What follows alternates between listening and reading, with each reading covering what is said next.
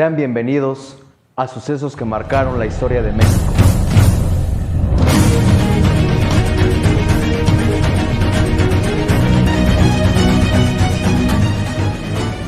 Revolución Mexicana. México siempre había sido gobernado por la élite agraria del país. Esto quiere decir que el principal gobernante pretendía proteger a las personas de grandes posesiones. Todos estos privilegios con los más ricos atenuaban aún más la vida empobrecida de los pequeños agricultores, situación que empeoró cuando Porfirio Díaz asumió el gobierno mexicano en el año de 1876, administrando el país de forma dictatorial por más de 30 años. Se mantenía una apariencia de democracia, pues se realizaban elecciones periódicamente, pero ellas eran manipuladas para que él siempre se reeligiera. A pesar del crecimiento industrial que México logró en el gobierno de Díaz, la desigualdad quedaba aún más evidenciada y el sentimiento de revuelta crecía en la misma proporción. El dictador no respetaba ningún derecho de la sociedad pobre y siempre realizaba elecciones forjadas en las que siempre salía como vencedor. En el año de 1908, Porfirio Díaz declaró estar cansado de ejercer el poder, insinuando la posibilidad de alternancia en el mandato. Esto bastó para que Francisco Madero se candidateara en la plataforma antireeleccionista. La recepción de su candidatura fue muy grande y popular. Esto bastó para que los grupos de poder porfiristas presionaran a Porfirio Díaz a continuar en el poder. En 1910 ocurrió la elección de Francisco Madero. Se postuló por la oposición, prometiendo la tan esperada reforma agraria y la distribución de tierras de forma igualitaria, además de garantizar los derechos de los indígenas sobre sus territorios de origen que se les habían sido robados.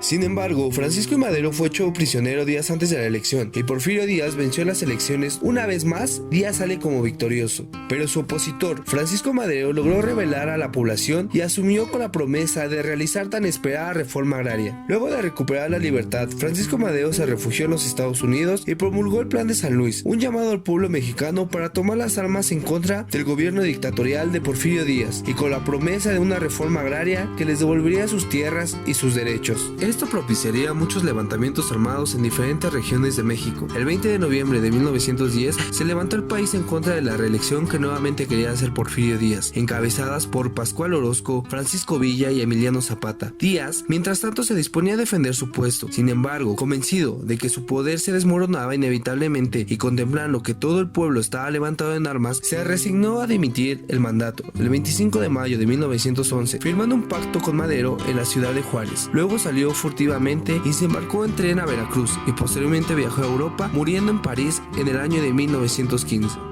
Francisco I. Madero sería electo presidente de México y en el poder sostiene el aparato del Estado, en particular el ejército, lo que provoca la ira de sus partidarios. Además, resuelve disolver el ejército revolucionario. Emiliano Zapata se niega a desarmar a sus hombres y exige la reforma agraria prometida en el programa de San Luis de Potosí y negada por el nuevo presidente. Francisco no logró cumplir con la promesa que garantizaba los derechos de la clase más empobrecida de México, agravando aún los problemas y la desigualdad en la sociedad. La reacción del líder campesino es por lo tanto la de proclamar la rebelión contra Madero. En noviembre de 1911 anuncia el Plan de Ayala, que se firmó el 28 de noviembre y fue una proclamación política promulgada por el jefe revolucionario mexicano Emiliano Zapata, en el que desconoció el gobierno del presidente Francisco Madero, a quien acusó de traicionar las causas campesinas. En el plan proponía el derrocamiento del gobierno de Madero y un proceso de reforma agraria bajo el control de las comunidades campesinas. El plan defendía además la reorganización del ejido, proponían la expropiación de latifundios, incluso los pertenecientes a la iglesia, para posterior división entre campesinos, el reconocimiento de los derechos indígenas sobre las tierras que les habían sido tomadas y la nacionalización de las tierras de aquellos que fueron considerados enemigos de la revolución. Con el fin de sacar a Madero del poder, los campesinos liderados por Emiliano Zapata y Pancho Villa se alzaron en armas en 1913. Mientras la lucha prosigue en el norte y en el sur, el general Victoriano Huerta asesina a Madero. La muerte del presidente lleva paz a una pasajera frente a la oposición, con la participación de Zapata y Villa por el lado de los campesinos y encabezada por el liberal Venustiano Carranza. El gobierno de Huerta acabó convirtiéndose para la mayoría de los revolucionarios una restauración del porfirismo. El gobernador norteño Carranza no reconoció al nuevo gobierno y dio inicio a la movilización contra Huerta. Lo mismo hizo Villa en el norte y Zapata en el sur. Se formó entonces un ejército constitucional bajo la égida llamada Pacto de Torreón. México sufre la ocupación del puerto de Veracruz por fuerzas estadounidenses sin condición de resistir. Huerta renuncia en junio de 1915 1914. Entonces, además de derribar al máximo gobernante, también consiguieron sacar al sucesor, el general Huerta. Pensando en el control de la situación, una nueva elección fue propuesta en 1914. En ellas, el latifundista Carranza, apoyado por Estados Unidos, venció la disputa con una promesa de realizar una nueva constitución. El líder Carranza logró aprobar la constitución que trajo una nueva estructura para la población local. La nueva constitución, aparentemente liberal, se caracterizaba por conceder al Estado el derecho de expropiar tierras si fuera a utilizarlas para beneficio público, al tiempo que reconoció los derechos de los indios sobre las tierras de uso común. En el campo de las relaciones de trabajo se creó el salario mínimo y se determinó que la duración de la jornada de trabajo sería de 8 horas. La Iglesia Católica fue sensiblemente sacudida en su poder con la